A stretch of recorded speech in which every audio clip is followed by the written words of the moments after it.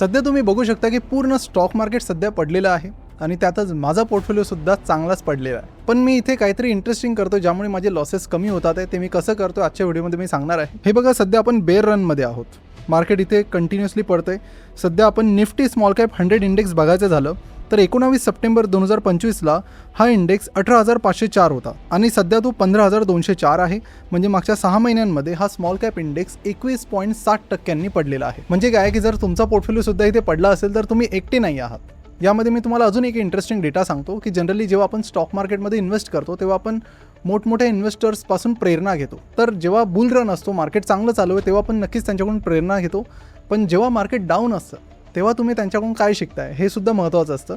तर सध्या हे मोठे इन्व्हेस्टर्स आहेत, त्यांचे पोर्टफोलिओ सध्या कसे आहेत तर मिस्टर आशिष कचोलिया ज्यांचा पोर्टफोलिओ 1 वर्ष आधी 4,000 कोटींचा होता तो सध्या आलाय फक्त 1,800 कोटींवर। म्हणजे 55% त्यांचा पोर्टफोलिओ पडलेला आहे। आशिष धवन यांचा पोर्टफोलिओ 4400 कोटींचा होता, तो सध्या 1600 कोटींवर आलाय, म्हणजे 63% तो पडलेला आहे। विजय केडियांचा पोर्टफोलिओ जवळपास 1900 कोटींचा होता, तो 900 कोटींवर आलाय मागच्या एका वर्षामध्ये, म्हणजे 51% तो पडलेला आहे। सुनील सिंघानिया यांचा पोर्टफोलिओ 2691 कोटींचा होता, तो सध्या 2007 कोटींवर आलेला आहे, म्हणजे तो सुद्धा 25% पडलेला आहे। म्हणजे मोठे जे इन्व्हेस्टर्स आहेत त्यांचे पोर्टफोलिओ इनफॅक्ट जो मार्केटचा फॉल आहे त्यापेक्षा जास्त पडलेले आहे। आता जर तुम्ही स्टॉक मार्केटमध्ये रेग्युलरली इन्व्हेस्ट करत आहात तर तुम्ही ऑब्झर्व केलं असेल की मार्केटमध्ये सप्टेंबर 2024 पासून मार्केट पडायला सुरुवात झाली। पण त्यावेळेस लार्ज कॅप इंडेक्स म्हणजे काय सेन्सेक्स आणि निफ्टी हे काही तेवढे पडत नव्हते। पण रिसेंटली मागच्या 2-3 महिन्यांमध्ये सेन्सेक्स सुद्धा फार पडलेला आहे।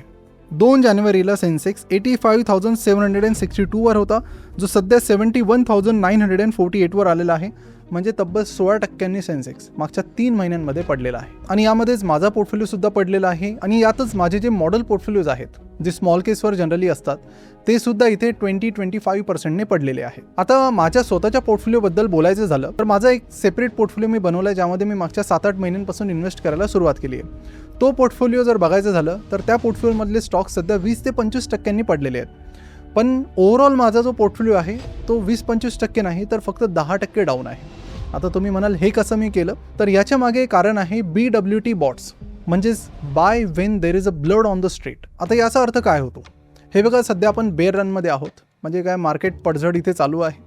आणि बेअर रनच्या 2 खास गोष्टी असतात। पहिली गोष्ट म्हणजे बेअर रनमध्ये तुम्हाला फार डिस्काउंट मिळतात, स्टॉक्समध्ये स्वस्तात स्टॉक्स मिळतात, मार्केट पडलेलं असतं, त्यामुळे तुम्हाला बेअर रनमध्ये डीमार्टपेक्षाही चांगले डिस्काउंट मिळतात। पण बेअर रनचा प्रॉब्लेम हा आहे की तो फार पटापट येत नाही, तो एकदा आला की 4-5 वर्षांनंतर येणार अशा टाईपमध्ये याचं चालू असतं। जसं 2020च्या कोरोनानंतर मोठा डाऊनफॉल आता झालाय 6 वर्षांनंतर, पुढचा जेव्हा पण होईल पण तो 5-6, 7-8 वर्षांनंतरच होईल। त्यामुळे ऑपॉर्च्युनिटीज फार लिमिटेड टाईमसाठी इथे असतात, त्यात तुम्ही त्याचा फायदा घेतला तर ठीक, नाहीतर लवकर काही ऑपॉर्च्युनिटी येत नाही। बेअर रनचा दुसरा सगळ्यात मोठा फायदा हा आहे की जेवढा फास्ट डाऊनफॉल राहील तेवढीच फास्ट रिकव्हरी राहील। एक्झाम्पल देतो तुम्हाला काही, निफ्टी स्मॉल कॅप 100 हा इंडेक्स जानेवारी 2022मध्ये 11,900 होता, तो जून 2022 म्हणजे 6 महिन्यांमध्ये 8,246 वर आला, म्हणजे 30% पडला। पण पुढच्या 2 वर्षात म्हणजे जून 2022 पासून जून 2024 या 2 वर्षांमध्ये या इंडेक्सने 120% रिटर्न दिला। चला एक सेन्सेक्सचं सोपं एक्झाम्पल घेऊया ना। कोरोना काळात काय झालं सगळ्यांनाच माहिती आहे।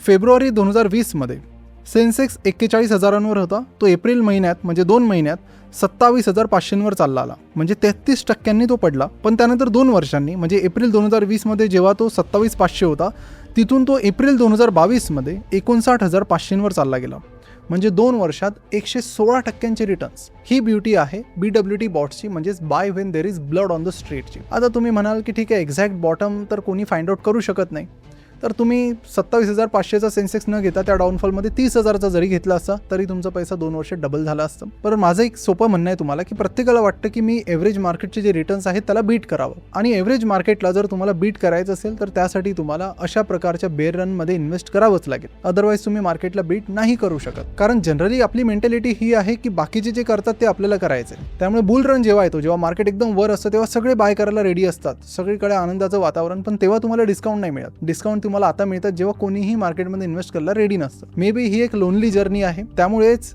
मार्केटमध्ये पैसा कमावणारे फार कमी व्यक्ती आहेत, फार कमी लोक आहेत, त्यामुळे ते करेज तुम्हाला आणावं लागेल। आता जे मोठे मोठे इन्व्हेस्टर्सचं मी नावं घेतले त्यामध्ये आशिष कोचलिया असतील, आशिष धवन असतील, विजय केडिया असतील, यांचे पोर्टफोलिओ पण 40-50% डाऊन आहेत। पण ते काय विकतात आहे?